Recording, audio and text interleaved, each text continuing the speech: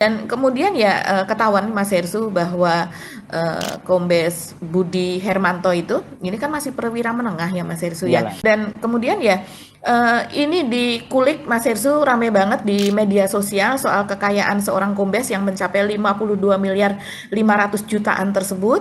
Orang menanyakan juga ini kekayaan dari mana dan sebagainya.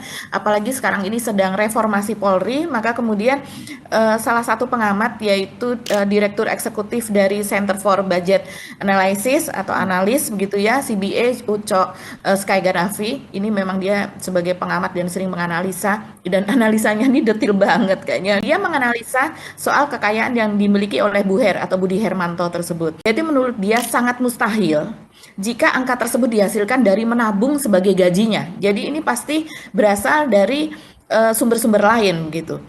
Dia mencontohkan, bila Budi Hermanto berdinas selama 10 tahun, misal 10 tahun saja dan Mm. kemudian dia menabung terus-menerus, maka harus menabung sekitar 438 juta per bulan untuk mencapai total 52 miliar tersebut, Mas Catatan Hersu. nggak makan sama sekali berarti ya. Di semua ditabung Hmm. gitu ya. Iya, Mm. yang berarti kalau dia menabung sebesar 438 juta, artinya mungkin pendapatannya kan harus lebih 500, dari itu dia mau 500 juta. makan. Dan kemudian bahkan kalau sudah berdinas 30 tahun, Mm. tetap harus menabung 146 juta per bulan. Ya. Ini detil banget ngitungnya.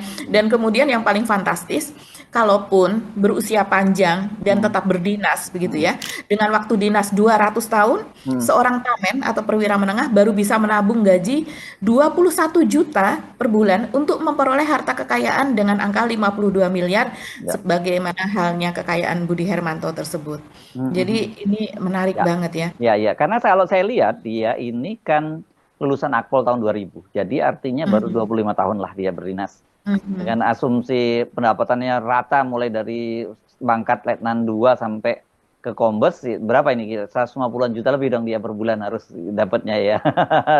Jadi memang fantastis ini kecuali, cuman saya penasaran tadi saya googling, jangan-jangan dia dapat warisan dari Mhm, bapaknya kan begitu. Tapi kan tercermin tuh biasanya di dalam LKHKPN-nya kan data apa mhm. harta-harta yang dapat hibah dan sebagainya gitu.